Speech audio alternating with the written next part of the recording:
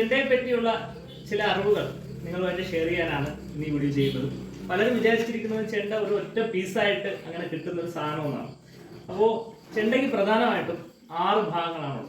6 ഭാഗം എന്ന് പറഞ്ഞാൽ 6 പാർട്സുകൾ കൂടിച്ചേർന്നാണ് ഒരു ചെണ്ടയായിട്ട് വരുന്നത്. അതിൽ പ്രധാന ഭാഗം അല്ലെങ്കിൽ അതിന്റെ ഹാർട്ട് പോർഷൻ എന്ന് പറഞ്ഞാൽ ചെണ്ടയുടെ ഈ കുറ്റി തന്നെയാണ്. ചെണ്ടക്കുറ്റിയിൽ കരിക്കപ്ലാവിന്റെ കാതലാണ് ഈ കുറ്റി.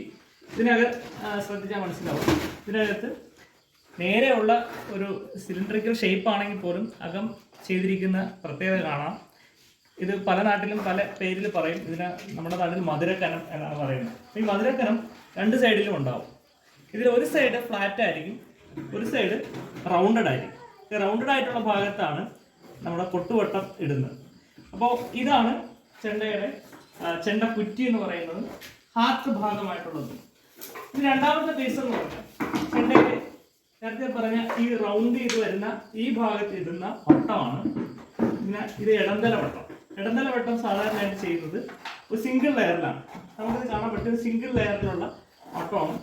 ചെണ്ടയ്ക്ക് 12 ഈ ഹോൾസ് ഉണ്ടാവും. ഇതിനകത്താണ് അത് ചരട് കോർക്കുന്നത്, പ്ലാസ്റ്റിക് ചരട്. ഇപ്പൊ ഇവിടെ ചെയ്യുന്നത് ഈ ടോപ്പ് വട്ടം എന്ന് ഉദ്ദേശിക്കുന്നത് സിംഗിൾ ലെയറുള്ള ഈ വട്ടത്തിനകത്ത് ഈ ഹോൾസിൽ കൂടി ചരട് കോർക്കുന്നതാണ്. പ്ലാസ്റ്റിക് കയറാണ് ഉപയോഗിച്ചിരിക്കുന്നത്.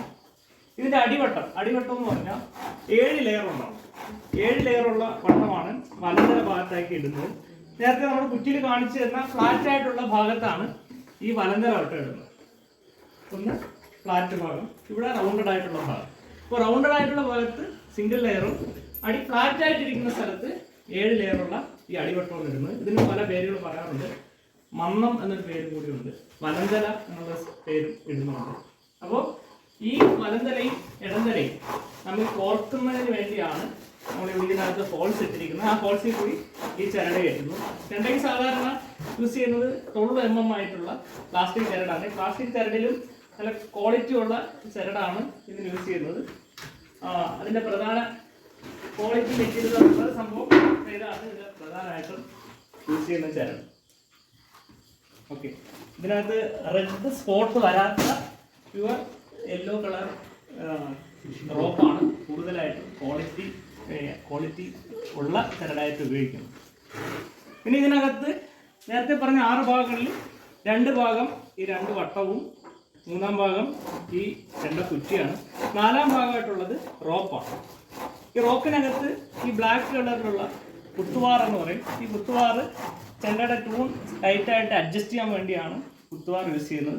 ഒരുപാട് നമുക്കിതിനകത്ത് അഡ്ജസ്റ്റ്മെൻറ്റ് നടക്കില്ലെങ്കിൽ പോലും അത്യാവശ്യം ട്യൂൺ അഡ്ജസ്റ്റ് ചെയ്ത് വായിക്കാൻ വേണ്ടി ഈ കുത്തുവാർ ഹെൽപ്പ് ചെയ്യും.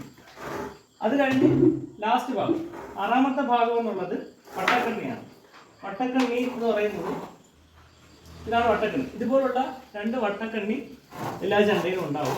ഈ കയറ് ടൈറ്റ് ചെയ്തതിന് ശേഷം വലിച്ചു മുറുക്കി കെട്ടുന്നതിനാണ് ഈ വട്ടക്കണ്ണി യൂസ് ചെയ്യുന്നത്.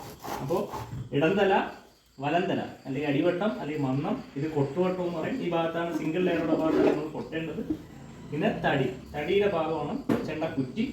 അപ്പോൾ 3 ഭാഗം, 4-ാമത് റോപ്പ്, 5-ാം ഭാഗം എന്ന് പറഞ്ഞാൽ കുത്തുവാറ്, ലാസ്റ്റ് 6-ാം ഭാഗം എന്ന് പറഞ്ഞാൽ ഈ വട്ടം. ഇത്രയും സാധനം ഉണ്ടെങ്കിലാണ് ചെണ്ടയായിട്ട് രൂപപ്പെട്ടു വരുന്നത്. അപ്പോൾ ഇതിൽ ഓരോ ഭാഗത്തിനും അതിൻ്റേതായിട്ടുള്ള പ്രത്യേകതകളും അത് ഉപയോഗങ്ങളും ഉണ്ട്. അപ്പോൾ നമുക്ക് ബാക്കി ഇത് കോർത്ത് കെട്ടുന്ന കാര്യങ്ങളൊന്ന് കാണാം.